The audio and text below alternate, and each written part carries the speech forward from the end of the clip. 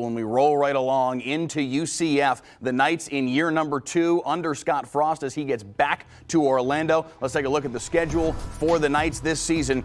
At Pittsburgh, their first non-conference game, their big non-conference game on the 12th of September. And then, of course, the game against Houston. That game against Houston, a team that had a really good season a year ago that we're going to talk about here in a couple of minutes, should be a good test for Scott Frost's team as they begin their journey under Alonzo Barnett, the transfer from JMU. October 3rd and October 10th at Houston, at Oklahoma State. That to me is the pivotal part of the schedule for UCF, because I actually think this is one of the few teams in the Big 12 where the month of November it actually lightens up a little bit. I think that may be the not easier part of the schedule, but maybe a little less challenging. But for UCF, 0-5 last year on the road. And so you have those two key in-league games in, again, October 3rd, October 10th. They need to pick off one of those games, because I think if you do that, you create a little bit of momentum. You get into the month of October where last part of October and first part of November where they're largely at home. I think that's going to be the pivotal part of the season, again, for a UCF team that really struggled a year ago on the road, winless on the road in 2025. And this is a team that at the back end of the schedule may be fighting for bowl eligibility. That stretch in November at Kansas, couple of home games, Arizona State and Iowa State, maybe an opportunity for them to pick a couple off and get themselves to the postseason. Yeah, that's exactly right. And again, a team that